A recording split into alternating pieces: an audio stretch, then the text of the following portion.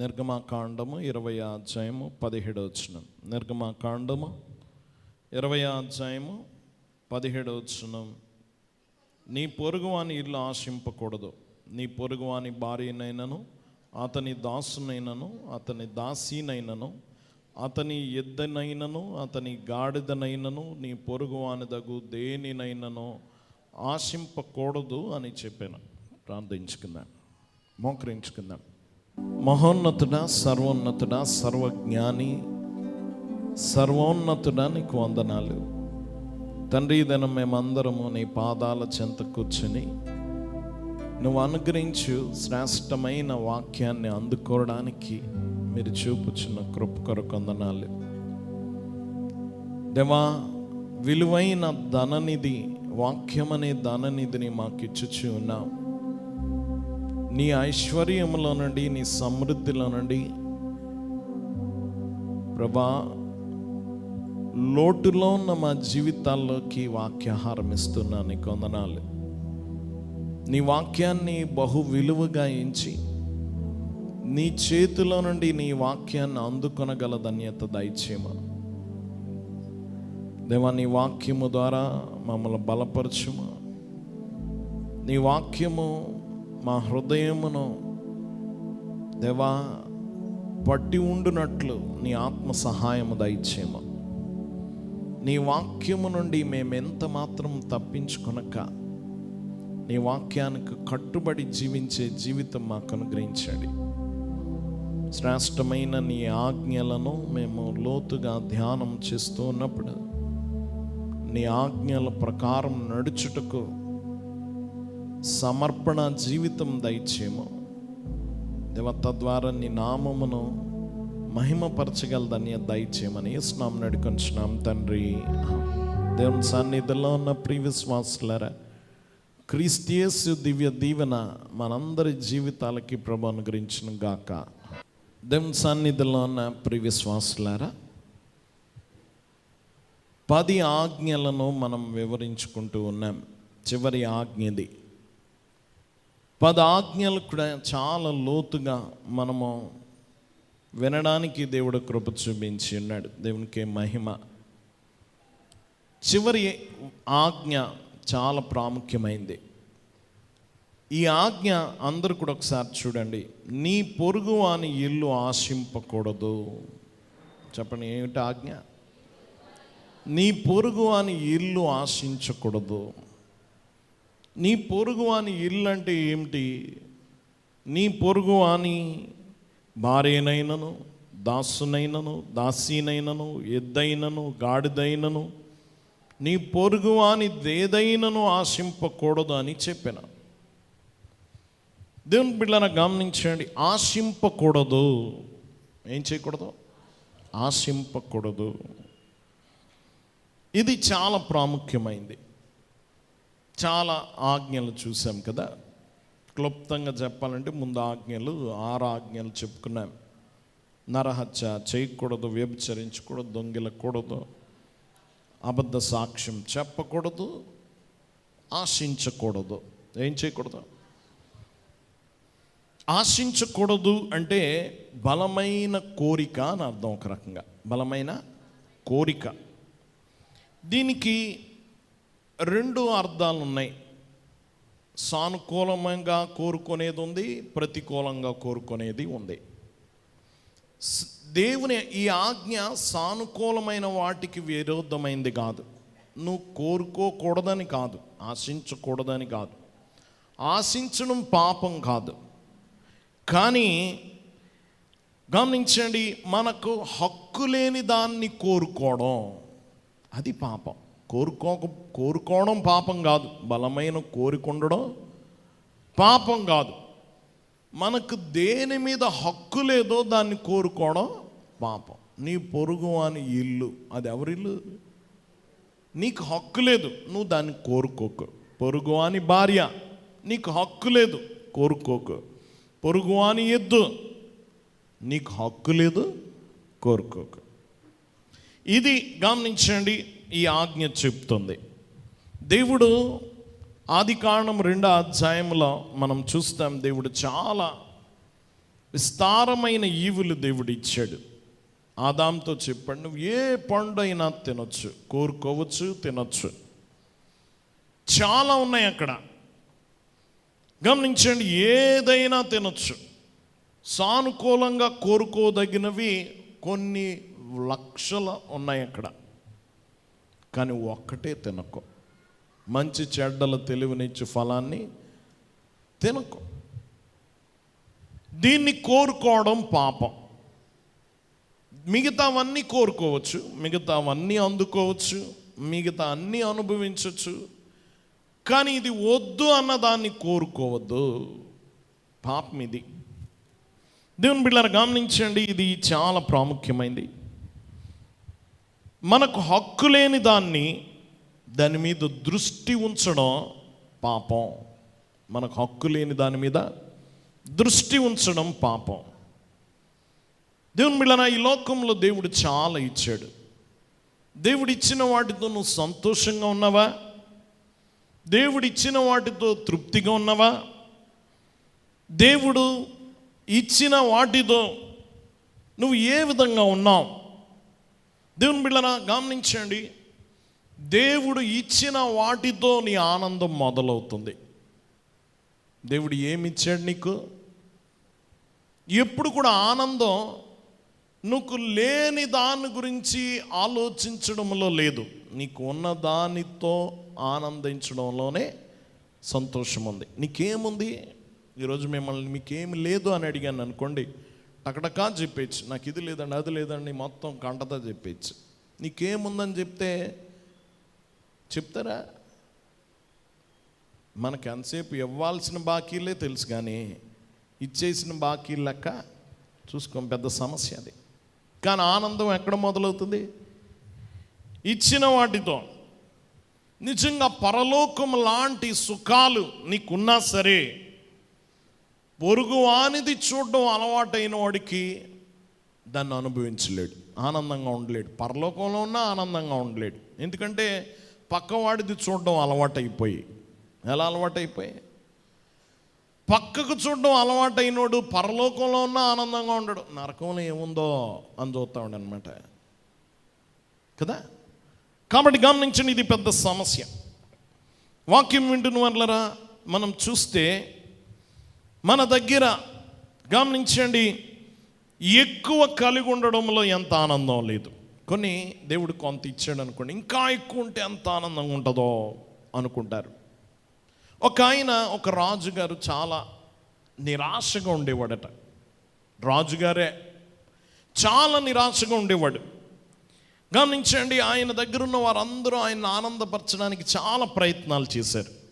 సంగీతం పాడారు, నృత్యాలు చేశారు, చక్కని జోకులు వేశారు, విలాసవంతమైన విందులు చేశారు. దేవుని బిడ్డలారా గమనించండి, అందమైన పువ్వులతో అలంకరించారు.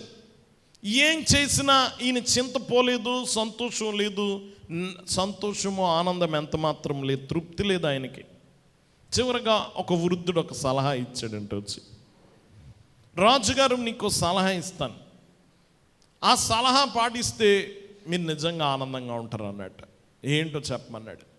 మీ రాజ్యంలోకెల్లా అత్యంత ఆనందకరమైన వ్యక్తి యొక్క చొక్కా తెచ్చి వేసుకోండి అన్నట్టు. ఏం తెచ్చేసుకోవాలా? మీ రాజ్యంలోకెల్లా చాలా సంతోషంగా ఉండే వ్యక్తిని చూసుకోండి, అతని చొక్కా తెచ్చి వేసుకోండి, మీరు చాలా ఆనందంగా ఉంటారు అన్నట్టు. వెంటనే రాజుగారు నలుదిశలా పంపించాడు, పనివారిని బొట్టుల్ని పంపించాడు, వెతకమన్నాడు. నా రాజ్యంలోకెల్లా అత్యంత ఆనందంగా బ్రతికే వ్యక్తిని పట్టుకురమ్మన్నారు. వారాలు గడిచాయి, నెలలు గడిచాయి, కానీ ఎవడు దొరకలేదు. చివరికి ఒకడు దొరికాడు. గమనించండి, ఒకడు దొరికాడు. వెనక్కి వచ్చారు. మీకు ఎవరు దొరకలేదా అని అడిగాడు రాజుగారు. దొరికాడండి అన్నట్ట. నిజంగా సంతోషంగా ఉండే వ్యక్తి ఉన్నాడా? అయితే మరి చొక్కా ఏదన్నట్ట. ఆవిడికి అసలు చొక్కా లేదన్నట్ట. ఏం లేదా? నిజంగా గొప్ప సంతోషంగా ఉన్న వ్యక్తికి ఇది వేసుకోవడానికి చొక్కా కూడా లేదండి. తీసుకొద్దామంటే చొక్కా లేదన్నట్టు. చాలాసార్లు మన సంతోషం వస్తువులు వెతుక్కుంటాం. ఎందులో? వస్తువుల. ప్రభునందు ఆనందించుడి. మరలా చెప్పుదును, నువ్వు ఎక్కడ ఎత్తుకున్నా నువ్వు చూడాల్సింది ప్రభునే. ఒక భక్తుడు ఈ మధ్య చక్కని మాట చెప్పాడు. దేవుడు సృష్టిని సృజించినప్పుడట నీటిని చూసి అన్నట్ట, సముద్రాన్ని చూసి, నీళ్లను చూసి అన్నట్ట, చేపలు పుట్టించమన్నట్ట. నీటిలోంచి ఏం పుట్టాయి? చేపలు పుట్టాయి. భూమిని చూసి అన్నట్ట, చెట్లు మొలిపించండి అని. భూమి చెట్లు మొలిపించిందట.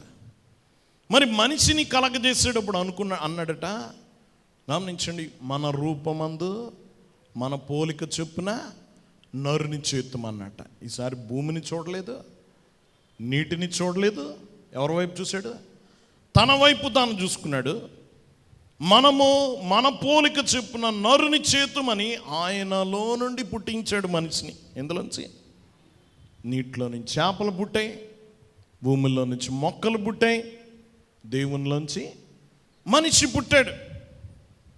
కాబట్టి మీరు గమనించండి, ఇప్పుడు నీటిలో నుంచి చేపను తీసే చచ్చిపోద్ది కదా, నేలలో నుంచి మొక్కను లాగే బతుకుంటుందా?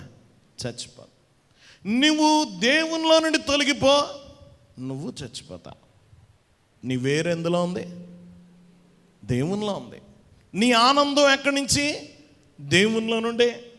గమనించండి, నీ పోషణ ఎక్కడి నుంచి? దేవుని నుండే.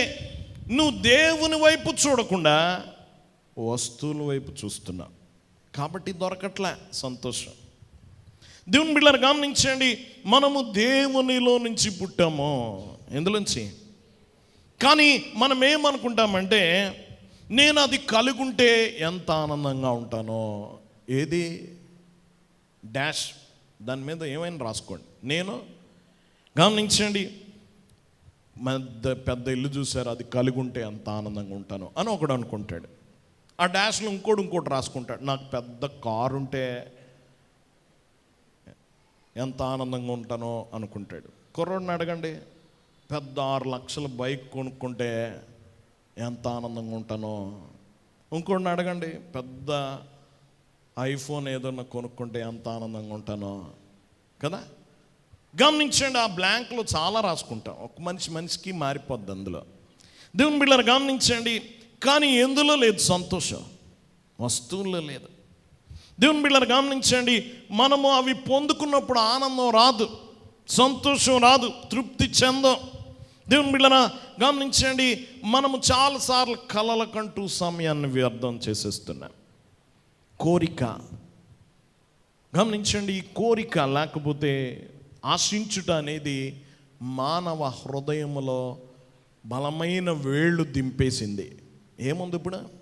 మనందరిలో కోరిక వేళ్ళు మనసులోకి దిగిపోయాయి, చొచ్చుకెళ్ళిపోయాయి. మన ఆత్మలో దాని స్తంభాలు దించేసింది. దేవుని బిడ్డలారా, మన ఆనందాన్ని తినేస్తున్నాయి ఈ కోరికలు, మనల్ని ఖాళీ చేసేస్తున్నాయి, మనకున్న దాన్ని అనుభవించనివ్వట్లే. నీ ముందు చక్కని భోజనం వండి భార్య పెట్టింది, నీ మనసంతా ఆ హోటల్లో చేసే భోజనం మీద ఉంది. తినబుద్ధి అవుద్దా? నీ మనసు ఎక్కడుంది? నీ చూపు అక్కడుంది. నీకు ముందు పెట్టిందో అనుభవించలేకపోతున్నా, నీ చూపేమో వేరొక దాని మీద ఉంది.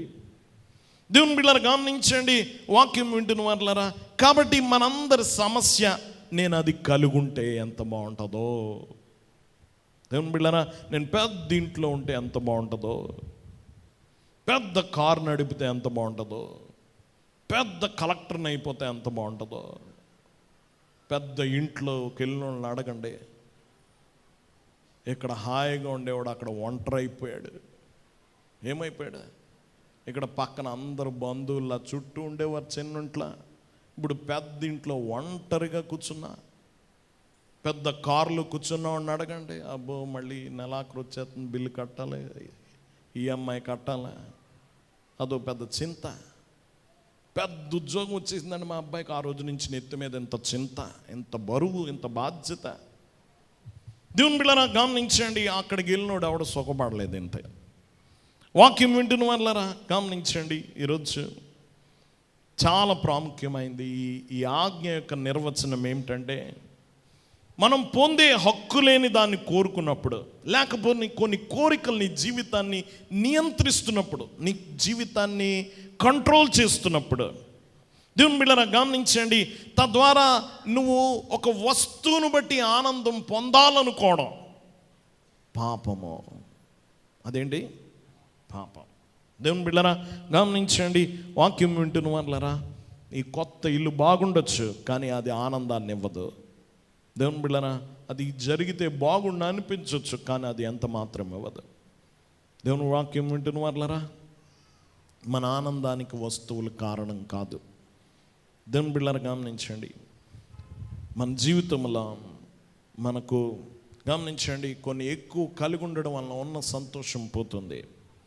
దేవుని బిడ్డలారా గమనించండి, ఒకవేళ ఎక్కువ కలిగి ఉండడం వల్ల నీకు ఎక్కువ ఆనందం వస్తుంది అనుకుంటే ఈ ఆజ్ఞ నీ జీవితంలో పనిచేయదు. దేవుని బిడ్డలారా, ఈ ఆజ్ఞ ఎవరి కోసమో తెలుసా? ఎంత మాత్రమో సంతోషంగా లేని వ్యక్తులకి. ఎవరికి ఆజ్ఞ? సంతోషంగా లేని వ్యక్తులు. జాగ్రత్తగా గమనించండి, ఈ కోరిక గురించి లేక పొరుగు అనేది ఆశించడం గురించి 5 వాస్తవాలు తెలుసుకోవాలి. ముందు మనం 5 వాస్తవాలు. మొదటిగా ఇది గమనించండి, ఇది ఒక అదృశ్య పాపం. ఏం పాపం చెప్పాలా? అదృశ్య పాపం. దేవుని బిడ్డలారా గమనించండి, కొన్ని పాపాలు చాలా తేలిగ్గా గుర్తించవచ్చు. హత్య చేశాడా? తెలిసిపోద్ది. దొంగిలించాడా? తెలిసిపోద్ది. అబద్ధం చెప్పాడా? కనిపెట్టచ్చు. వ్యభిచారం చేశాడా? దొరికిపోవచ్చు. గమనించండి, కానీ బయటికి కనిపించని పాపం ఇది. కనిపిస్తుందా? ఇది పాపం కింద పరిగణించం కూడా చాలాసార్లు. దేవుని వాక్యం వింటున్న వాళ్ళరా, ఇది బయటికి కనిపించదు కోరిక. దేవుని బిడ్డలారా, ఈ కోరిక ఎవరికి ఉంటుంది? లేనివాడికే ఉండదు, ధనవంతుడికే ఉండదు, ఇద్దరికే ఉంటుంది కదా. ధనవంతుడికే ఉంటుంది. ఈ పాపం నుంచి ఎవరు మినహాయింపు కాదు. ధనవంతుడు కోరుకోవచ్చు, పేదవాడు కోరుకోవచ్చు. ఒక రకంగా చాలామంది అనుకోవచ్చు ధనవంతులకి ఎక్కువ అత్యాశ ఉంటుంది అనుకుంటారేమో. ఒక రకంగా వాళ్ళు మినహాయించవచ్చు కొంతవరకు. ఎందుకంటే వాళ్ళు అప్పటికే పెద్ద ఇంట్లోకి వెళ్ళారు, అందులో ఏం లేదని కనిపెట్టారు. పెద్ద కారు కొనుక్కున్నారు, అందులో ఏ ఆనందం లేదని ఇప్పటికే కనిపెట్టారు కదా. పెద్ద వస్తువుల్లో ఆనందం లేదని ఇప్పటికే రుచి చూశారు కాబట్టి అందులో ఏమీ లేదన్నది వాళ్ళకి అర్థమై ఉండొచ్చు, కొంతమందికి అర్థం కాకపోవచ్చు. కానీ చాలామంది వాక్యం వింటున్న వాళ్ళరా, పేదవారిగా ఉండిపోవడానికి కారణం పేదరికం కాదు, వారి అత్యాశ. వారికి ఏంటి? వారి అత్యాశ, లేని దాన్ని కోరుకోవడం కూడా. దేవుని బిడ్డలారా గమనించండి, వాక్యం వింటున్న వాళ్ళరా, కొంతమంది జాగ్రత్తగా గమనించండి, కొంతమంది పేదరికం వలన పేదలు అవ్వరు, అత్యధికమైన కోరికల వల్ల. ఇప్పుడు చిన్న అద్దింట్లో ఉన్నాడు, చిన్న సంపాదన, సంతోషంగా సాగిపోద్ది ఇల్లు కదా. సంతోషంగా అతనికి వచ్చే జీతం సాగిపోద్ది. వీడికి పెద్ద 2 లక్షల బండి కొనేసుకోవాలనుకున్నాడు. ఏ ఇంట్లో ఉన్నాడు? చిన్న అద్దింట్లో ఉన్నాడు. 2 లక్షల బండి కావాలా. ఇప్పుడు అది కొన్న తర్వాత అది సంపాదన అంతా దేనికి వెళ్ళిపోద్ది? నెల వెళ్ళిపోద్ది. ఇంట్లో ఏం సంపాదించాలా? ఏం తినాలి? ఇతడు పేదరికంగా కడుపు కాలిపోవడానికి కారణం ఇతను పేదరికం కాదు. కారణం ఏంటి? ఆశించుట. ఏంటి? ఆశించుట. దేవుని బిడ్డలారా, వారి కోరికలు, వారికి అక్కర్లేని వాటి మీద మనసు ఉండడం, దానికి కారణంగా వీరు ఎలా ఉండిపోతారు? అలాగే ఉండిపోతారు. చక్కని ఇల్లు కట్టుకోలేరు. దేవుని వారి జీవితం అంతా అది పీల్చేస్తుంది, వారి జీవితం అంతా అది లాగేస్తూ ఉంటుంది. దేవుని వాక్యం వింటున్న వాళ్ళరా గమనించండి, వారు చాలామంది ఇలాంటి కోరికలు కోరుతూ ఉండొచ్చు. అంబానీకి ఎంత సొమ్ము ఉందో ఆ డబ్బులు నాకుంటే బాగుండు. లేకపోతే గమనించండి, వాక్యం వింటున్న వాళ్ళు చాలా సంతోషంగా ఉన్నారని అనుకుంటారు, అంతే, అది భ్రమ. దేవుని బిడ్డలారా గమనించండి, అది ఎంత మాత్రమో సంతోషం ఇవ్వనివి.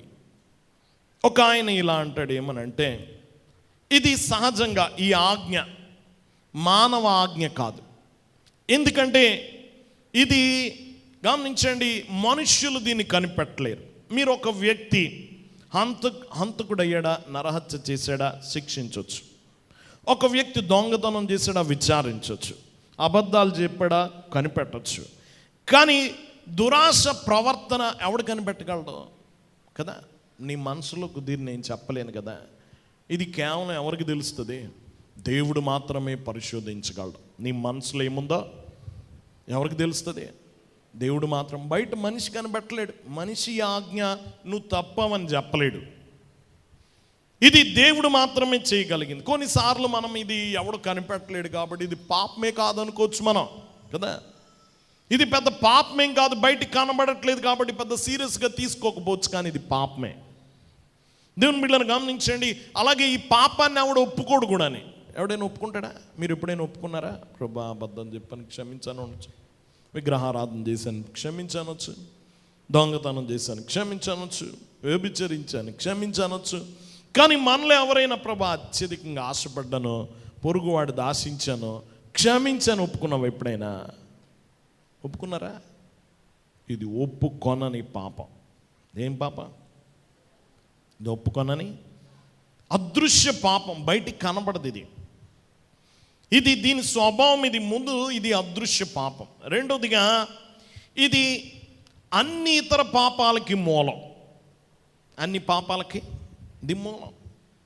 ఒకడు వ్యభిచరించాడు, మనసులో ఆలోచన లేకుండా అది అవ్వదు కదా. ఒకడు దొంగతనం చేశాడు, అది ఎక్కడ పుట్టింది ఆలోచన? మనసులో పుట్టింది. దేవుని బిడ్డలు గమనించండి. ఒకడు అబద్ధం చెప్పాడు, ఆ అబద్ధం ముందు మనసులో చెప్పుకోవాలి కదా. ఈ పాపాలన్నిటికీ మూలమేది? ఈ పాపం, పొరుగు అని ఆశించుడు. గమనించండి, పౌలు ఒక చక్కని మాట చెప్తాడు. పౌలు రోమాపత్రిక 7వ అధ్యాయము, రోమాపత్రిక 7వ అధ్యాయం 7వ వచనం నుండి చదువుకున్నా. కాబట్టి ఏమందుమో ధర్మశాస్త్రం పాపమాయనా అట్లన రాదు, ధర్మశాస్త్రం వల్లనే కానీ పాపమనగా ఇటుదో నాకు తెలియకపోవును. ఆశింపవద్దని ధర్మశాస్త్రం చెప్పనేడలా దురాశ ఎట్టిదో నాకు తెలియకపోవును. ఆశించవద్దని ధర్మశాస్త్రం చెప్పకపోతే దురాశ అనగా ఎట్టిదో నాకు తెలియదు కదా. ఆయన ఆజ్ఞలు, ధర్మశాస్త్రం గురించి 10 ఆజ్ఞల గురించి చెప్తూ ఏది ఎత్తాడు? చివరి ఆజ్ఞ ఎత్తాడు, ఆశించవద్దని ధర్మశాస్త్రం చెప్తే. బహుశా ఈ పౌలు గారు 10 ఆజ్ఞలు పెట్టుకున్నాడు. నేను తప్ప వేరొక దేవుడు ఉండకూడదు ప్రభా, నేను చిన్నప్పటి నుంచి నిన్ను తప్ప ఉండ పూజించలేదు, ఈ ఆజ్ఞ దగ్గర నేను నేను పాస్ అయిపోయాను అన్నాడు. 2వ ఆజ్ఞ దగ్గర పాస్ అయిపోయాను, 3వ ఆజ్ఞ దగ్గర పాస్ అయిపోయాను, 4వ ఆజ్ఞ దగ్గర పాస్ అయిపోయాను, 9 ఆజ్ఞల వరకు ప్రభా నేను ఎప్పుడు వ్యభిచరించలేదు, పాస్ అయిపోయాను, నేను ఎప్పుడు దొంగతనం చేయలేదు, పాస్ అయిపోయాను, నేను ఎప్పుడు అబద్ధ సాక్ష్యం చెప్పలేదు, పాస్ అయిపోయాను. ఎక్కడికి వచ్చేటప్పటికి ఆగిపోయాడు. ఎక్కడ? 10వ ఆజ్ఞకు వచ్చేటప్పటిగా ఆగిపోయాడు. అతని గమనించండి, 9 ఆజ్ఞలు దాటాడేమో, కానీ ఎక్కడ ఆగిపోయాడు? 10వ ఆజ్ఞ ఆపేసింది. దేవుని బిడ్డలను గమనించండి, వాక్యం వింటున్న వాళ్ళారా, ఇవన్నీ కూడా చాలా ప్రాముఖ్యమైనది. మనము చాలాసార్లు ఇక్కడ మాత్రం అందరం తప్పిపోతాం. దేవుని బిడ్డలను గమనించండి. అలాగే గమనించండి, మనం చూస్తే ఈ ఆజ్ఞ దగ్గర ఒక మాట అంటున్నాడు. ఏమనంటే, ఆశింపవద్దని ధర్మశాస్త్రం చెప్పనేడలా దురాశయన ఎట్టిదో నాకు తెలియకపోవును. అయితే పాపము ఆజ్ఞను హేతువు చేసుకొని సకల విధములైన దురాశలను నా యందు పుట్టించెను. ధర్మశాస్త్రము లేనప్పుడు పాపం మృతమో. ఒకప్పుడు నేను ధర్మశాస్త్రము లేకుండా జీవించుచుంటిని, కానీ ఆజ్ఞ వచ్చినప్పుడు పాపమునకు మరలా జీవం వచ్చును, నేనైతే చనిపోతిని.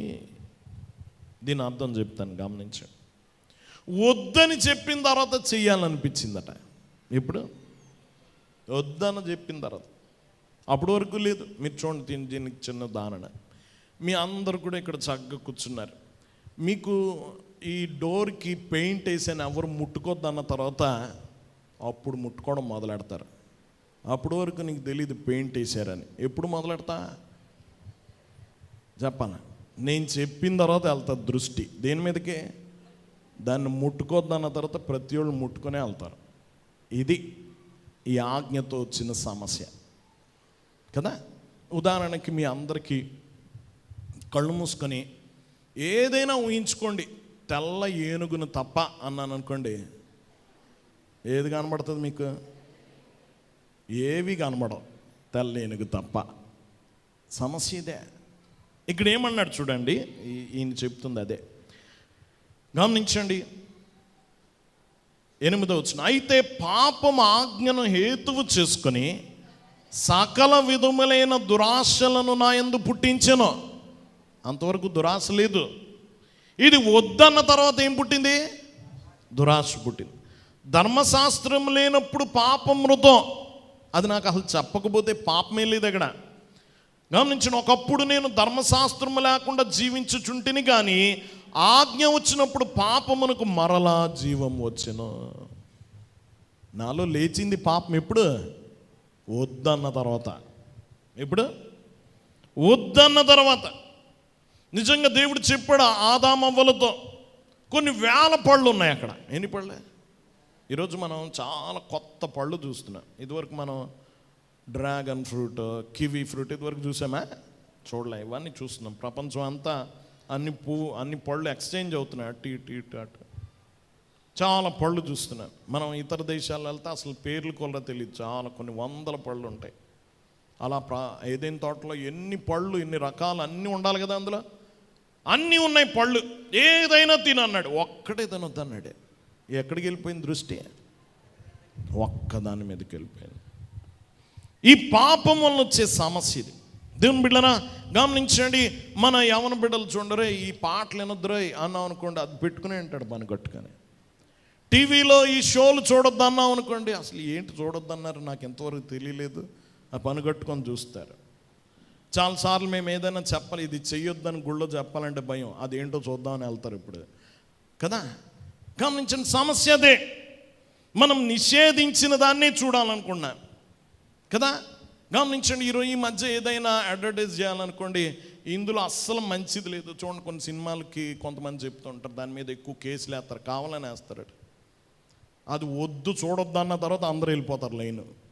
అదో పబ్లిసిటీ. ఇప్పుడు దేవుని బిడ్డలను గమనించండి, దేన్నైనా ఇప్పుడు అడ్వర్టైజ్ బాగా చేయాలనుకోండి, దాని మీద ఎక్కువ కాంట్రవర్సీలు ఎక్కువగా సృష్టిస్తున్నారు కావాలని. ఎందుకంటే మనుషులు యొక్క ఆలోచన పసిగట్టేశారు అందరూ, వీడికి వద్దన్నదే చూస్తాడని. దేవుని బిడ్డలారా, ఇది సమస్య. చేయకూడదు అని నిషేధించిన వాటిని మనం ఎక్కువ చేస్తూ ఉంటాం. దేవుని బిడ్డలారా, అలాగైనా చేయాలనిపిస్తుంది. ఈ పాపము గమనించండి, ఇది ఎలాంటిదంటే అన్ని పాపాలకి మూలమో, అన్ని పాపాలకి మూలం. ఇది అదృశ్య పాపమో, 2 అన్ని పాపాలకి మూలమో. 3వది, ఈ పాపం గురించి మనం తెలుసుకోవాల్సింది ఇంకొకటి ఏమిటంటే, ఇది ఇంటి దగ్గర నుంచే ప్రారంభమవుతుంది. ఎక్కడి నుంచి? ఇక్కడ ఏమన్నాడు? నీ పొరుగువాని ఇల్లు ఆశింపకూడదు. పొరుగువాడంటే ఎవడు? పోయిన వారం చెప్పుకున్నాం. పొరుగువాడంటే ఎవడు? పక్కవాడు. ఎవడు? పక్కవాడు. దేవుని బిడ్డలారా, మనం ఎక్కువ ఎవరిది ఆశిస్తామో? పక్కడిదే. పొరుగు అని ఇల్లు ఎక్కడో ముంబైలోనో బెంగళూరులోనో కట్టుకున్న వాడి ఇల్లు చూడం, మనకు కనబడేది ఎక్కడదే? పక్కిల్లే. దాన్ని చూసే ఇలాంటి ఇల్లు కట్టుకోవాలనుకుంటాను, దాశించడం. పొరుగు అని భార్య. ఎవరు భార్య? మా దగ్గరున్న వాడి దగ్గర నుంచే మొదలవుతుంది ఈ పాపం. పొరుగువానికి సంబంధించింది ఏదైనా, పొరుగువాడు పక్క ఆవిడ వాళ్ళ ఆయన గారు చక్కగా ఎక్కడి నుంచో చక్కని నగ కొని తెచ్చాడు, ఎన్ని కాసులెట్టి. గమనించండి, అయిపోయింది. ఇంకా ఎవరి పని? యజమాని పని అయిపోయింది. అది కొనే వరకు కొనగలడా లేదా, అది అవసరమా లేదా, ఇంకా నిమిత్తం లేదు. అది కొనే వరకు ఏమవుదా? మనసు ఊరుకోదు. మీ పక్కోడు బండి కొనుక్కున్నాడు, కాలేజీకి వెళ్తే ఇంక చచ్చిపోయాడు తండ్రి. గమనించిన, ఏది తాకట్టయినా ఏం కొనేయాలా? బండి కొనేయాలి. ఇది పెద్ద సమస్య. పొరుగువాడు నీ పక్కవాడి దగ్గర నుంచి మొదలవుతుంది. పొరుగువాని ఇల్లు, పొరుగువాని కారు, పొరుగువాని కీర్తి, పేరు, పొరుగువాని డబ్బు, పొరుగువాని దగ్గర నుండే మొదలవుతుంది. ఇది చాలా జాగ్రత్తగా గమనించాలి మనం. దేవుని బిడ్డలారా, దూరంగా ఉన్న వస్తువులను కోరుకోం. మనం దూరంగా ఉన్న, గమనించండి, వస్తువుల్ని మనం కోరుకోము. మనం రోజు చూసే విషయాలే మనల్ని పాపంలోకి, మనల్ని ఇబ్బంది పెడతాయి, మనల్ని పాపంలోనికి దించుతాయి. దేవుని బిడ్డలారా, గమనించండి, వాక్యం వింటున్న వాళ్ళరా. కాబట్టి ఇది చాలా జాగ్రత్తగా గమనించండి. ఈ పాపం మన ఇంటి దగ్గర నుంచే మొదలవుతుంది. ఎక్కడి నుంచి? ఇంటి దగ్గర నుంచే. దేవుని వాక్యం వింటున్న వాళ్ళరా, వారిని ఎదుట వాడు చక్కని ఇల్లు కట్టుకుంటూ అసూయపడతాం, ఆ తర్వాత కోరుకుంటామో, దేవుని బిడ్డలారా ఆశిస్తామో, ఎలాగైనా అది కొనడానికి మనం అంతా ఖర్చు చేయాలనుకుంటాం, మన జీవితం అంతా దాని మీద పెట్టుబడి పెట్టాలనుకుంటున్నాం. దేవుని బిడ్డలారా గమనించండి. కాబట్టి మనం అత్యాశతో కూడిన వాటిని మనం గుర్తించాలి. కొన్నిసార్లు ఒకడు పెద్ద సీరియల్ కిల్లర్ ఒకడు ఉండేవాడట. చాలామందిని చంపేవాడు. వాడిని పట్టుకోవడం కష్టమైపోయేదట. ఈయన్ని ఎలా పట్టుకోవాలో అర్థం కాక పోలీసులు అలాంటి ఒకడిని పట్టుకున్నారు. ఒకడిని జైల్లో ఉన్నాడు. వాడి దగ్గరికి వెళ్ళి కూర్చున్నారట. ఇలాంటి వాడిని ఎలా పట్టుకోవాలి, ఇలాంటి వారు ఎలా ఆలోచిస్తారు, ఇలాగా ఎలా చంపుతారంటే, నీకు దానికి మూలం తెలియాలంటే ఆడు ఎక్కడున్నాడు అక్కడికి వెళ్ళి చూడు, చుట్టూ చూడు, అతడు ఏం చూశాడో చూడు, అక్కడి నుంచి మీకు దొరుకుద్ది అన్నట్ట. ఎక్కడ దొరుకుద్ది? ఆడు ఎలాగా దొరుకుతాడో అతడు ఉన్న పరిసరాలు చూడండి, అతడున్న పరిసరాలు చూడండి, అతడు ఎలాంటివి చూస్తున్నాడు, ఇరుగు పొరుగు చూడండి, అతడు ఏం ఆశించాడో మీకు అర్థమైపోద్ది అన్నట్టు. నిజంగా పాపం ఇంటి దగ్గర నుంచి మొదలవుతుంది. గమనించండి, వాక్యం వింటున్న వాళ్ళరా, ఇది చాలా ప్రాముఖ్యమైనది. వాక్యం వింటున్న వాళ్ళరా, మీరు రోజు చూసే విషయాల దగ్గరే ఈ కిటుక అంతా ఉంది, పొరుగువాని దాశించుట. నాలుగోదిగా, ఇది కృతజ్ఞత లేని హృదయములో నుండి పుట్టే పాపం. ఎక్కడి నుంచి పుడుతుంది? కృతజ్ఞత లేని హృదయం. ఇది ఒక రకంగా దేవుని మీద దాడే. ఎవరి మీద? దేవుని మీద. దేవుని బిడ్డలారా గమనించండి, దేవుడు నాకు అన్యాయం చేశాడు, దేవుడు నాకు, గమనించండి, ఇది ఇవ్వలేదు, అది ఇవ్వలేదు, దేవుడు ఇదిగో అలాంటి ఈవులు ఇవ్వలేదు, నాకు అలాంటి ఇల్లు దేవుడు ఇవ్వకుండా నాకు అన్యాయం చేశాడు, అలాంటి ఇదిగో కట్నం తెచ్చే భార్యను నాకు ఇవ్వలేదు, అలాంటి అందమైన భార్యను ఇవ్వలే, అలాంటి అణుకుమైన భార్యను ఇవ్వలే అని గమనించండి, దేవుని మీద నెపమేయడం. దేవుని బిడ్డలారా, అలాంటి పిల్లల్ని దేవుడు ఇవ్వలేదు, మొద్దోళ్ళని ఇచ్చాడు నాకు దేవుడు, వాళ్ళకి మంచి తెలివైన పిల్లల్ని ఇచ్చాడు దేవుడు. దేవుని బిడ్డలారా, అలాంటి ప్రమోషన్ దేవుడు నాకు ఇవ్వలేదు, నాకు ఇక్కడే ఉంచాడు దేవుడు, నాకు ప్రమోషన్ ఇవ్వలేదు. దేవుని బిడ్డలారా గమనించండి, అలాంటి ఆరోగ్యం దేవుడు ఇవ్వలేదు, నాకు అన్ని జబ్బులతో కూడిన రోగిష్టి పిల్లల్ని ఇచ్చాడు, భార్యని ఇచ్చాడు అని ఎవరి మీద నిందయ్యడా? దేవుని మీద. కొంతమంది అంటారు, మీ ఇలాగా మాకేం సంపాదించి పెట్టలేదు, వీడు చాలా సూయిపడిపోతున్నాడు అనమాట, ఆశిస్తున్నాడు, అలా నాకు సంపద ఇవ్వలేదు నా తల్లిదండ్రులని. దేవుని బిడ్డలారా గమనించి, నీ పొరుగువాని సంపద ఆశించకూడదు. దేవుని బిడ్డ దేవుని మీద అది నింద వేయడమే. ఎవరి మీద? దేవుని జ్ఞానాన్ని అనుమానించడం, దేవుని మంచితనాన్ని తప్పు పట్టడం, దేవుని న్యాయాన్ని తప్పు పట్టడం, దేవుని సమయాన్ని తప్పు పట్టడం, దేవుని ప్రేమను అనుమానించడం దేవునికి విరోధమైంది. ఇది దేవుని మీద రహస్య దాడి.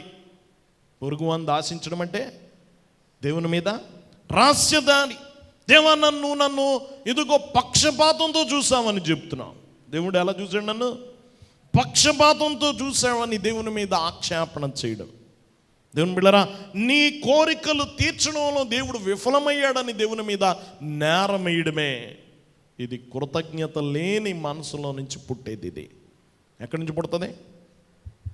కృతజ్ఞత లేని మనసులు.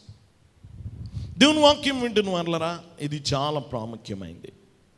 ఐదోదిగా, ఇది జీవితాన్ని నాశనం చేస్తుంది. ఏం చేస్తుంది? నాశనం చేస్తుంది. దేవుని బిడ్డలారా, ప్రభు ఒక ఉపమానం చెప్పాడు. లూకాసు వార్త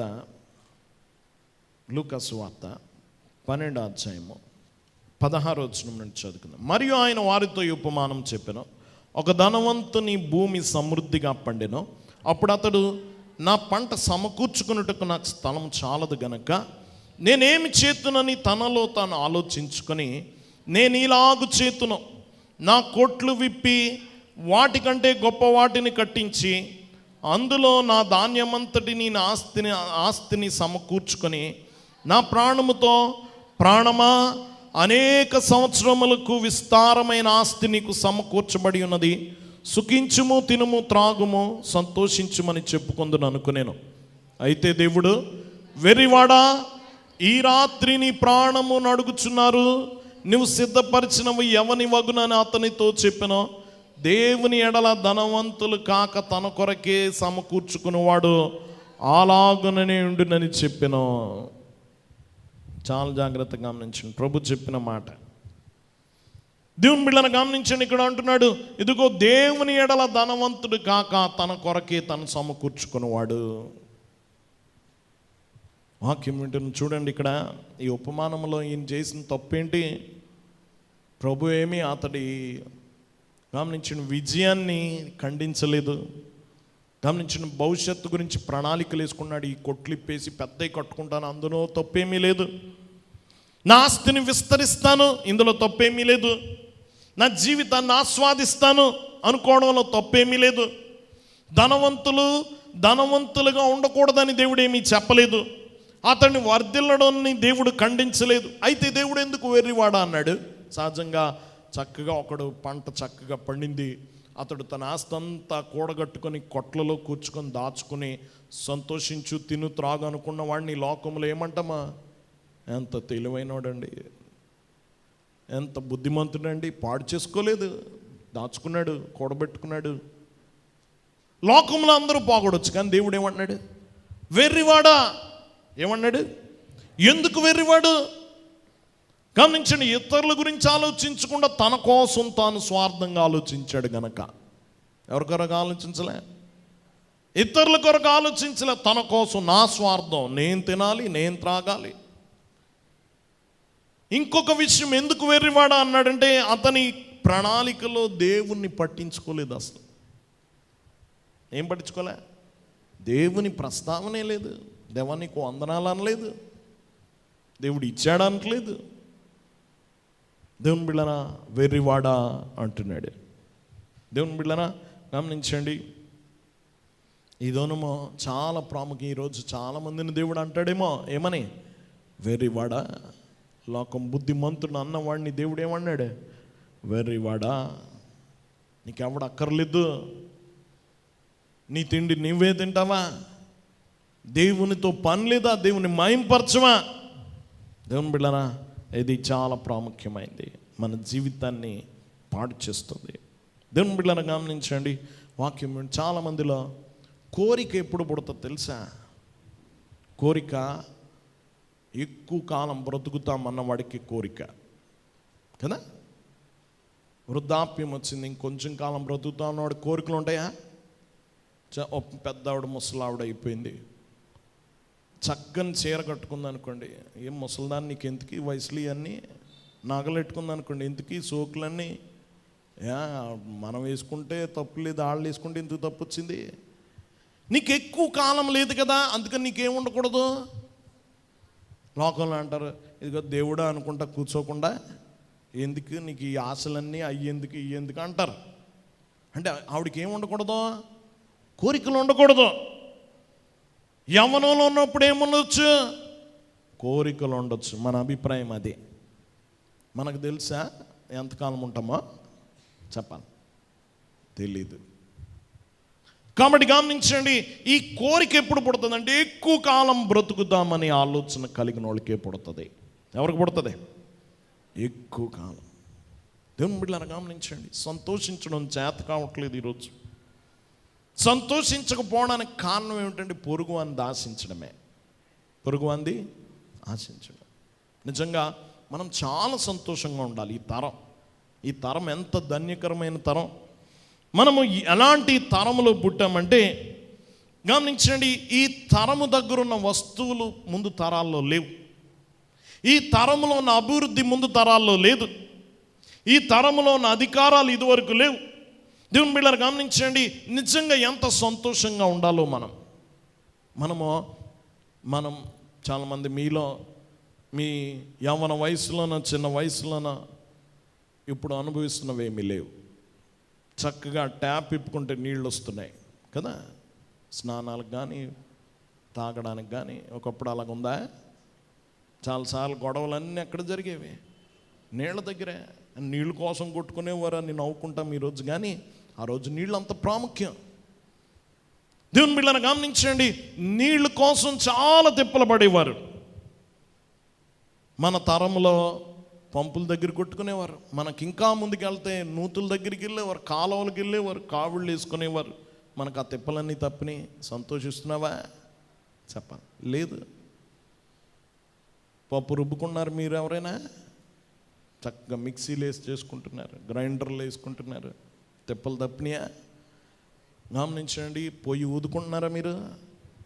లేదు కదా. విసురుకుంటున్నారా? ఏసీలు వేసుకుంటున్నా కదా. నడిచి వెళ్తున్నాం ఎక్కడికన్నా, బళ్ళ మీదే వెళుతున్నాం. దేవుని బిడ్డలను గమనించండి. ఇదిగో మనము నొలక మంచాల మీద పడుకున్నామా? ఇంత పెద్ద మంచాలు ఇదివరకు ఉన్నాయా? లేవు.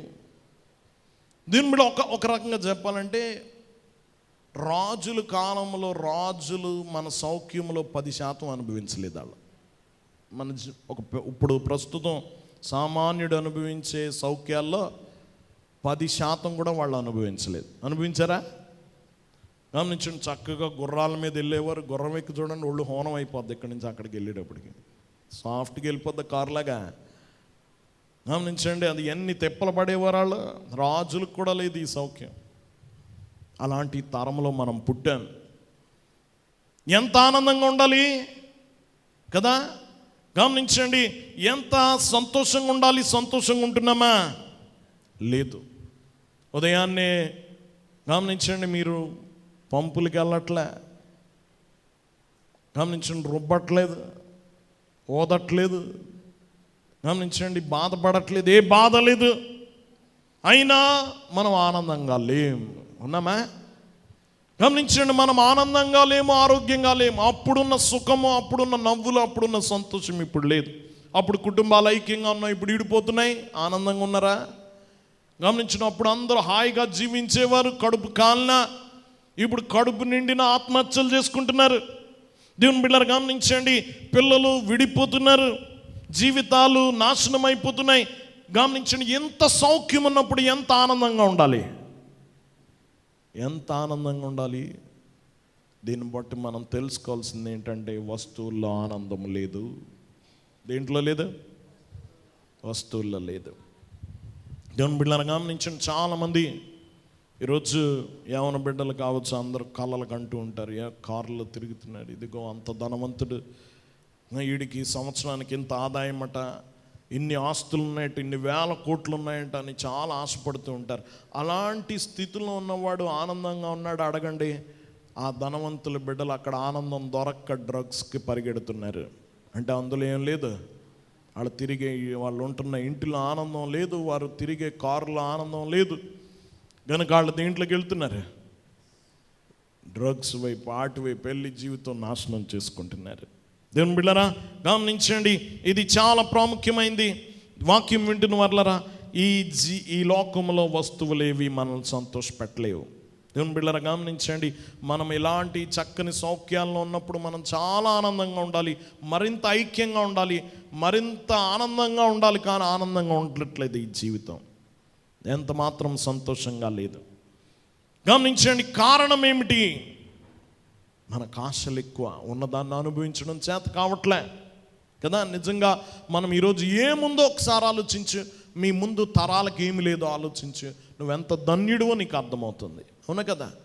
నువ్వెంత సుఖపడుతున్నా, నీకే బాధ లేదు, నిన్ను రాచి రంపాన పెట్టేవాళ్ళు లేరు, నిన్ను గమనించండి కష్టపెట్టే బాధలు లేవు, అన్నీ కూడా సుఖంగా ఉండేవన్నీ వస్తువులు వచ్చేసినాయి.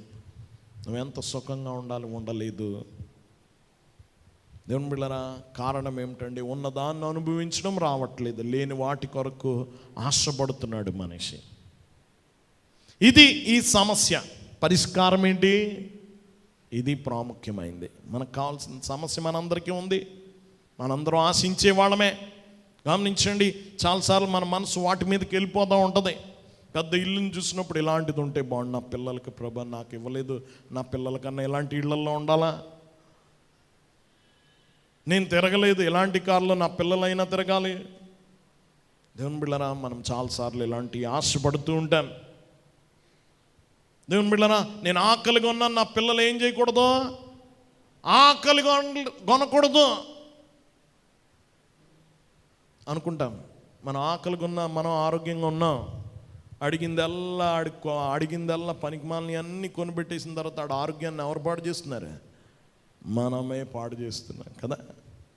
దేవుని బిళ్ళరా గమనించండి, ఈరోజు చాలా ప్రాముఖ్యమైన సత్యం ఇదే. అయితే ఈ పాపము నుండి ఎలా బయటపడాలి, సంతృప్తికరమైన జీవితానికి 3 విషయాలు మనం ధ్యానం చేసుకుందాం.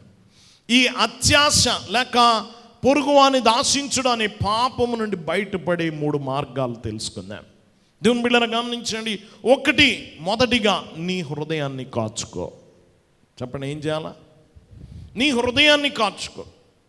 దేవుని బిళ్ళను గమనించండి, నీ కోరికల మీద శ్రద్ధ వహించు. దేవుని బిళ్ళను గమనించండి, నీవు చేసే పనుల మీద శ్రద్ధ వహించు. నువ్వు ఆలోచనల దగ్గరే జాగ్రత్త, ఇది ఆలోచించకూడదు. కీర్తనాకారుడు మొదటి కీర్తన 1వ వచనంలోనే చెప్తాడు, దుష్టుల ఆలోచన చొప్పున నడవక. క్రమశిక్షణ ఆలోచనల దగ్గర నుంచే రావాలి. నేను ఇలా ఆలోచించకూడదు. నీ ఆలోచనలను విచ్చలవిడిగా తిరగనివ్వకు. ఎందుకంటే ఈ ఆలోచన ఒకరోజు పని అవుతుంది. నీ మనసులో నీకు గమనించండి, ఇది కొంటే బాగుండు అని ఆలోచన పుట్టిందా, అది కొనే వరకు మనసాగదు. ఆ ఆలోచనే చేయకుండా నువ్వు నియంత్రించగలిగితే ఆ చర్య ఆగిపోద్ది కదా, ఆ పని ఆగిపోద్ది కదా. నీ ఆలోచనలు, నీ హృదయాన్ని కాచుకో. దేవుని బిళ్ళను గమనించండి, వాక్యం వింటున్న వాళ్ళ జాగ్రత్త. నువ్వు ఇతరులతో పోల్చుకోకు. నీకున్నది ఏదో దేవుడు ఇచ్చాడు, చక్కగా తృప్తిగా జీవించు. నీ బట్టలు ఇతరులతో పోల్చుకోకు, నీ వాహనాలు ఇతరులతో పోల్చుకోకు, నీ ఇళ్ళు ఇతరులతో పోల్చుకోకు. దేవుని బిళ్ళనా గమనించండి, గమనించండి, కుటుంబాలతో నీ కుటుంబం పోల్చుకోకు. గమనించండి, ఇతర వ్యక్తులతో నీ భర్తను పోల్చకు, నీ భార్యను పోల్చకు, వారి బిడ్డల్ని పోల్చకు. నువ్వు ప్రత్యేకం, దేవుడు నీకు ఇచ్చాడు, నువ్వు పోల్చుకోకు. ఎవరితోటి పోల్చుకొని గమనించండి, మనము చౌకబారు మాటలు మాట్లాడకూడదు. దేవుని బిడ్డనా గమనించండి, నీ కొనుగోళ్ళు జాగ్రత్త, నీ ఆలోచనల జాగ్రత్త, నువ్వేం కొంటున్నావో జాగ్రత్త. చాలాసార్లు మనము నియంత్రించాలి.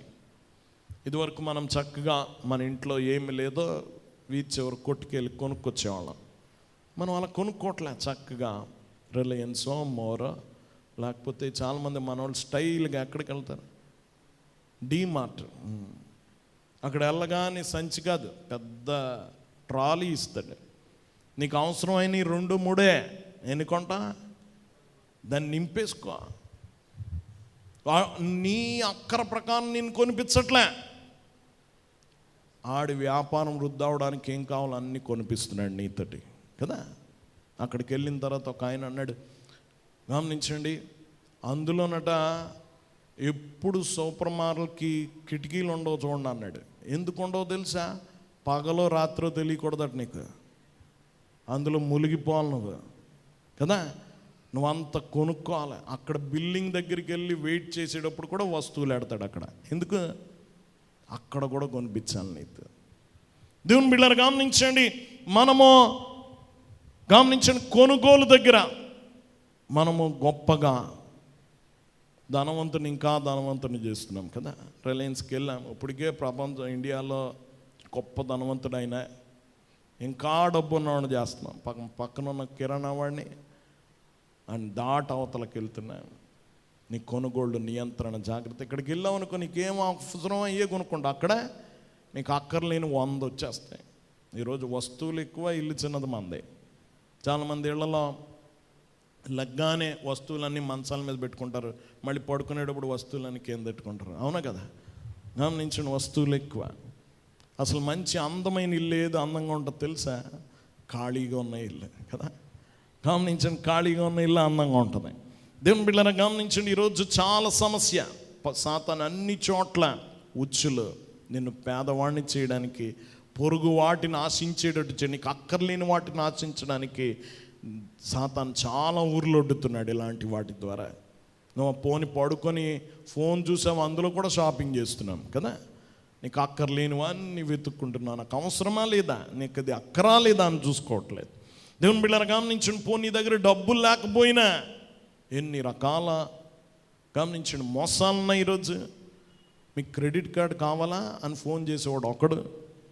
నీకు సంపాదన ఉందా లేకుండా గమనించండి చాలా కార్డులు ఇస్తున్నారు ఇప్పుడు కదా, క్రెడిట్ కార్డులు. మధ్య వస్తువులు కొనడం బజాజ్ కార్డులు అంటే పాపమాడి తర్వాత కట్టగలడో లేదో అని పీక్కు తినడానికి నిన్ను గమనించండి ఎన్నో రకాలైన ఊరులు సాతాను ఒడ్డుతూ ఉన్నాడు. జాగ్రత్త పడక. దేవుని బిడ్డ నీకేం అవసరం అదే చూసుకో, జాగ్రత్తగా నీ ఖర్చులు చూసుకో. తగిన విధంగా జీవించాలి. ఎలా జీవించాలా? తగిన నా జీవితం, నా జీతం, నా జ్ఞానం దేవుడు నాకు ఇచ్చిన విధంగా నేను బ్రతకాలి లేదా? బ్రతకాలి. ఒక 5 లక్షల రూపాయల బండి తీసుకెళ్ళి ఒక అద్దింటి ముందు పెడితే ఏమన్నా అందంగా ఉంటుందా? చెప్పాలి. ఎంత మాత్రం సూట్ అవ్వాలి కదా. పెద్ద కారు కొనుక్కొచ్చామనుకోండి, ఎవడి కారు వేసుకొచ్చావురా అన్న అనుకోండి, ఎంత సిగ్గు. గమనించండి, అమ్మో మీరేంటండి దీని మీద వచ్చారనుకోండి, అది నీకు గౌరవం కదా. గమనించండి, ఎవడ కారు వేసుకొచ్చావంటే అవమానం. కాబట్టి మనకు తగిన విధంగా దేవుడు మనకిచ్చిన విధంగా మనం జీవించుట సంతోషం. దేవుని బిడ్డలారా గమనించండి, వాటిని కోరుకుంటామా? జాగ్రత్త, అందులో ఏ ఆనందం లేదు. పెద్ద ఇల్లు కోరుకున్నావా? అందులో ఉన్నాడు అడుగు, చాలా సంతోషంగా ఉన్నారా అని అడగండి. మీరు కోరుకునే ముందు ఏమడుగుతారు? పెద్ద ఇంట్లో ఉన్నారు, మీరు ఎంత ఆనందంగా ఉన్నారని అడగండి. నేను ఒంటరిని అయిపోయినా అంటాడు. ఏమైపోతారు? ఒంటరిగా. పెద్ద కారు వేసుకొచ్చిన వాడిని అడగండి, బాగుందా, మీ లగ్జరీకి బాగుందా అని అడుగు. భారం ఎక్కువైంది. దేవుని బిడ్డలు ఎంత మాత్రం ఆనందం లేదు. ఆనందం ఇవ్వని దాని కొరకు నువ్వు కోరుకోకు. వస్తువుల్లో లేదు ఆనందం, ఏం లేదు. నీ హృదయాన్ని కాచుకో. దేన్ని కాచుకుంటా? నీ హృదయాన్ని కాచుకో, నీ ఆలోచనలు కాచుకో. దానికి ఒక నియంత్రణ ఇవి. నా జీవితం ఇది, నా జీవితం ఇది, నా స్థాయి ఇది, దేవుడు నాకు ఇచ్చింది ఇది, నేను ఇందులో తృప్తిగా బ్రతకాలి.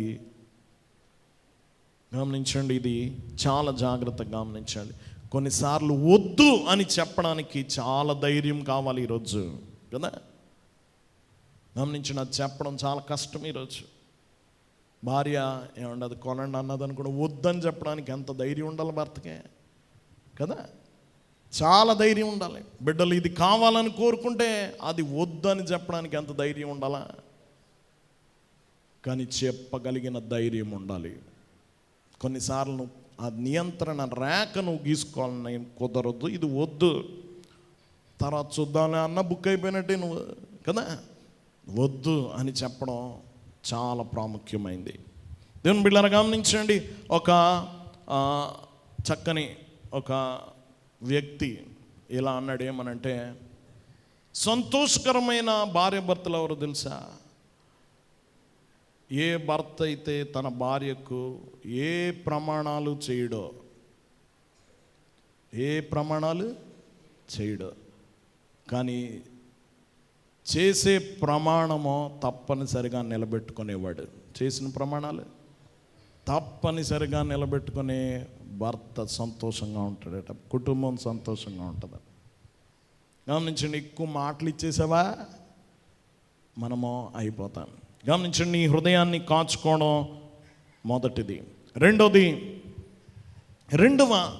రెండవ విషయమా, గొప్ప దాతవి కావాలి. ఏం కావాలి? పొరుగు అనేది ఆశించేవాడు స్వార్థపరుడు, ఆశపరుడు. ఎవరు? నాకు కావాలి, నాకు కావాలి. దీనికి మందు ఏంటంటే ఇవ్వడమే. దీనికి మందు ఏంటి? ఇవ్వడమే. దేవుని బిడ్డలారా, ఈ అత్యాశ లేక పొరుగు అనేది ఆశించుట అనే దాన్ని ఎలా అధిగమిస్తాం అంటే ఇవ్వడంతో. దేంతో? ఇవ్వడంతో. దేవుని బిడ్డలారా, మనం తీసుకునే వారముగా కాకుండా ఎలా మారాలా? ఇచ్చే వారముగా మారాలి. ఉదార హృదయము గమనించండి దురాశను నయం చేస్తుంది. ఉదార హృదయం ఇవ్వడం గమనించండి ఆశపడ్డాన్ని నయం చేస్తుంది.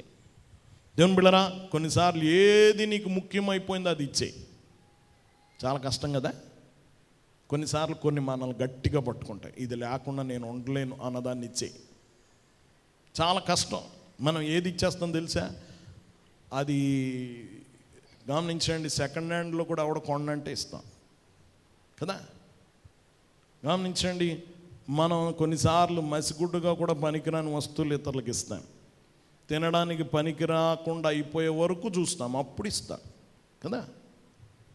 కానీ అది బాగున్నప్పుడే ఇవ్వడం మొదలుపెట్టి. గమనించండి, కొన్ని ఉంటాయి మనల్ని పట్టి పీడిస్తున్నాయి. ఈ ఫోన్ లేకపోతే నేను బతకలేను, తెల్లారి దాని ముఖం చూడాలా, రోజంతా దాని ముఖం చూడాలి, పడుకునేటప్పుడు చూడాలా కదా. దాని పక్కలో లేకపోతే పడుకోలేననే విధంగా ఫోన్ తయారైపోయింది. అది నిన్ను అంత అలా పట్టి పీడిస్తుందా? ముందు అది ఎవరికైనా ఇచ్చేయి. దేన్ని నువ్వు విడుదల పొందాలంటే ఏం చేయాలి? దాన్ని ఎవరికైనా ఇచ్చా. చాలా కాస్ట్లీది అయి ఉండొచ్చు, ఇచ్చే. నీ జబ్బు ఆడికి అంటుకుంటుంది అనమాట. ఇంకా అది కూడా ఎవడికి ఇస్తా? నువ్వంటే అసలు ఎవడ పడదో ఆడికి ఇచ్చే. ఆడు గంతులు వేసుకుంటా అందుకోవచ్చు, ఆ తర్వాత ఆడి పని అయిపోద్ది కదా.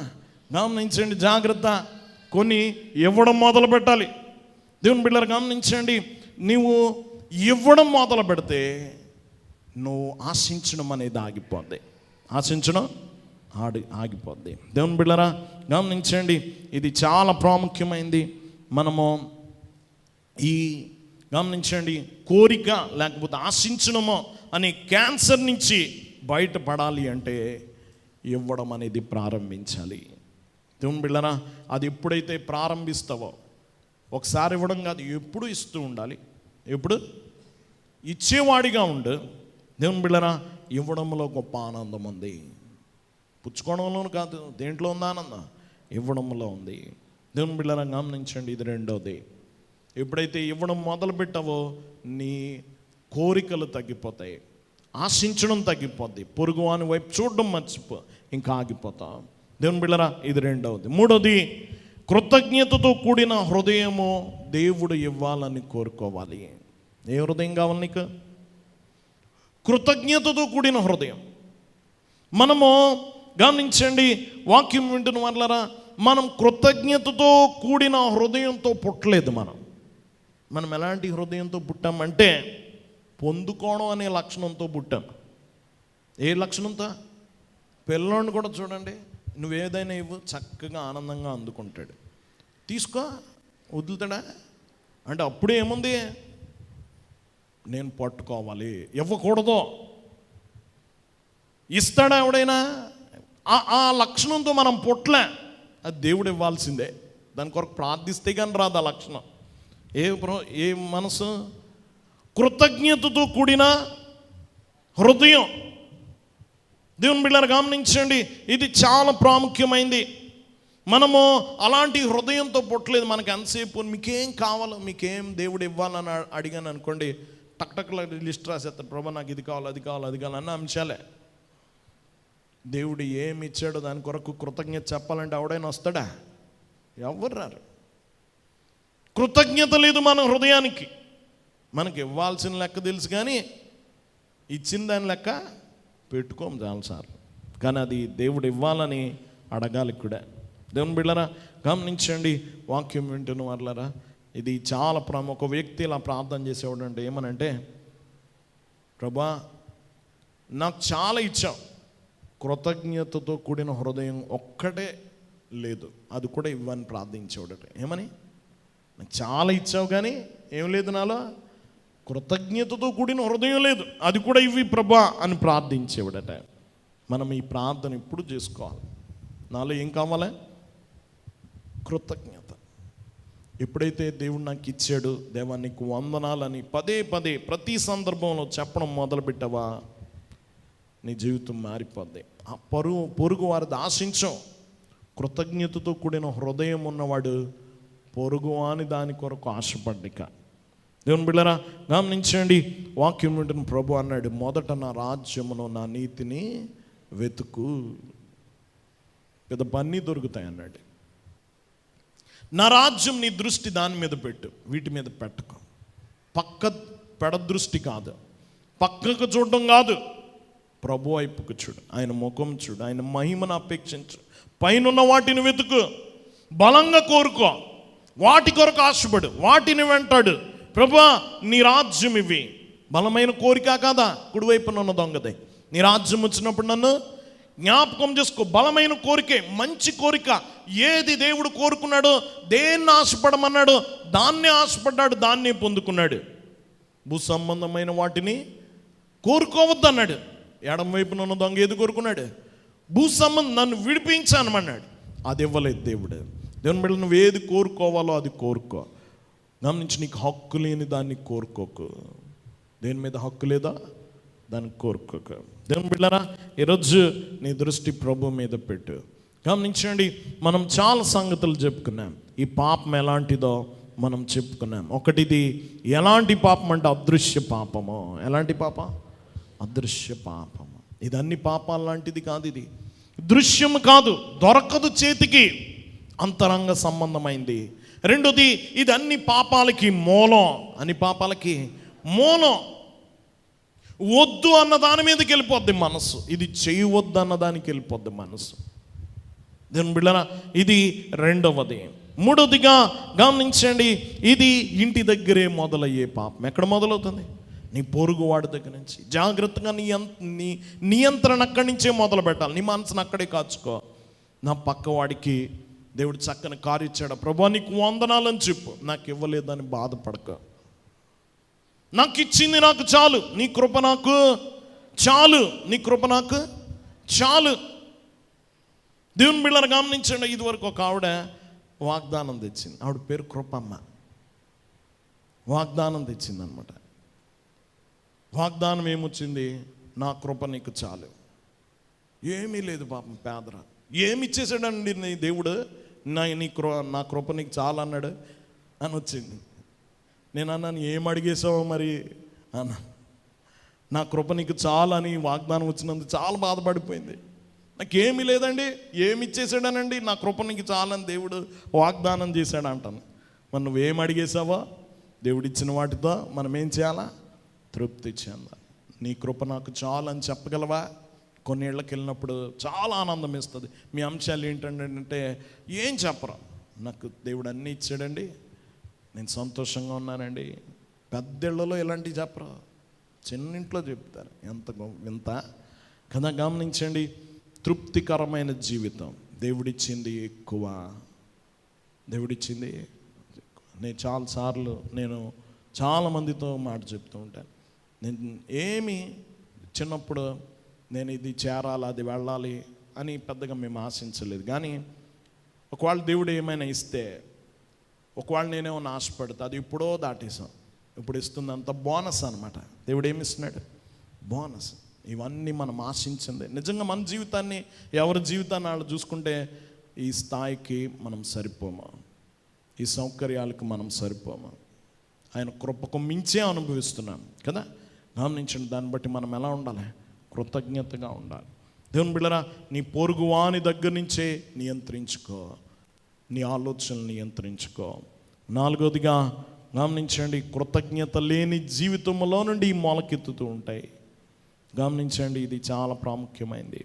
నీ కృతజ్ఞత, దేవుని మీద దాడి చేస్తున్నావు. పొరుగువాన్ని దాచించడం అంటే నీకున్న దాంట్లో నువ్వేం చేయట్లే, తృప్తి చెందట్లేదు. దేవుని బిడ్డలారా, గమనించండి, కృతజ్ఞత లేని హృదయం. ఐదోదిగా ఇది జీవితాన్ని నాశనం చేస్తుంది, పూర్తిగా నాశనం చేస్తుంది. దేవుని బిడ్డ నిన్ను చూసి దేవుడు వెర్రివాడా అంటాడు. ఏమంటాడు? వెర్రివాడా అంటాడు. దేవుని బిడ్డలారా, గమనించండి, ఇది చాలా ప్రాముఖ్యమైనది. దేవుడు చక్కని జీవితమును దేవుడు మనకిచ్చాడు. సౌకర్యవంతమైన కాలంలో ఉన్నాం. కంప్యూటర్లు, ఫోన్లు, ఎన్ని సౌకర్యాలు మనకున్నాయి, ఇంటర్నెట్, ఎన్ని సౌకర్యాలు. వీటిని బట్టి నువ్వేం చేయాలా? దేవునికి వందనాలు, ఈ జీవితం చాలా సంతోషంగా ఉంది, నేను ఇంట్లో కూర్చొని అన్నీ చేసుకుంటున్నా. గమనించండి, అన్నీ చూస్తున్నాను, ప్రపంచాన్ని చూస్తున్నాను. దేవుడు ఎంత చక్కని జీవితం ఇచ్చాడు. ఉన్నదాన్ని అనుభవించడం, ఉన్నదాన్ని చూడడం నేర్చుకో, లేని దాని కొరకు వెంపర్లాడుకో. ఈ జీవితము నువ్వు తెలుసుకో. ఈ పాపమును గురించి తెలుసుకున్నప్పుడు దీని నుంచి ఎలా విడుదల పొందాలి? ఒకటి, నువ్వు నీ హృదయాన్ని కాచుకో, నువ్వు నియంత్రణ గీసుకో. జాగ్రత్త, నేను ఇలా చేయను, నేను ఇలాంటి ఆలోచనలు చేయను, ఇలాంటి వాటిని ఆశించున్న దేవుడు నాకు ఇచ్చింది సరిపోద్ది. ఎంతమంది ఎన్ని చెప్పుకొని నాకు సరిపోద్ది కదా.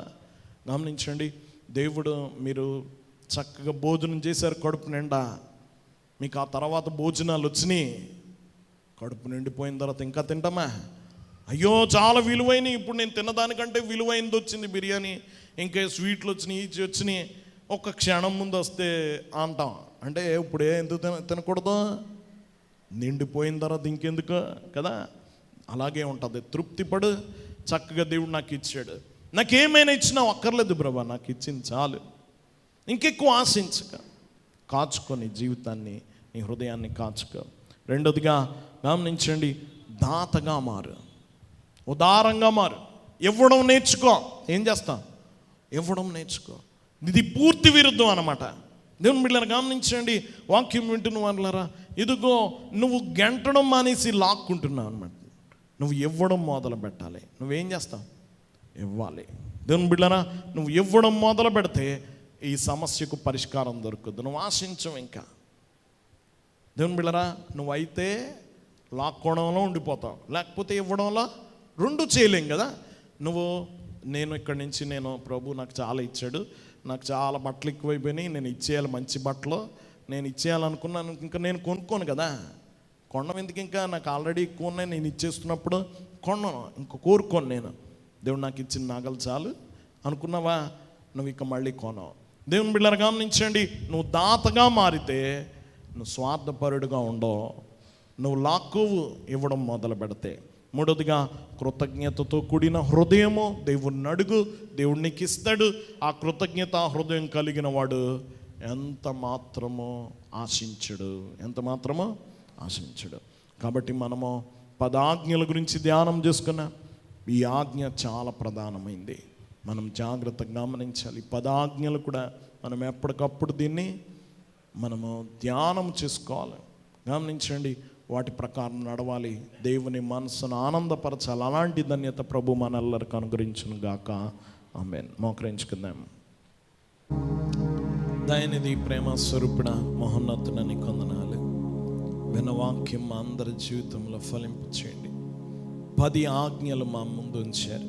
ఒక్కొక్క ఆజ్ఞను లోతుగా వివరించుకోవడానికి నువ్వు చూపిన కృప కొరకు వందనాలు దేవా. విన్న వాక్యం మా జీవితంలో నుండి అపవాది ఎత్తుకుపోకుండా ప్రతి సంగతి మా హృదయపు దేవా, మా హృదయపు చక్కని దేవా బీరువాలో మేము దాచుకుని ఒక్కొక్క ఆజ్ఞను మేము పదే మన్నన చేసుకొని ఆ ప్రకారం జీవించటకు సహాయం చేయమని, ఈ ఆజ్ఞలన్నిటి ప్రకారం నడుచుకొని నీకు ఇష్టలుగా ఉండగల ధన్యత దయచేయమని యేసు నామమున వేడుకొంచున్నాం తండ్రి. ఆమేన్.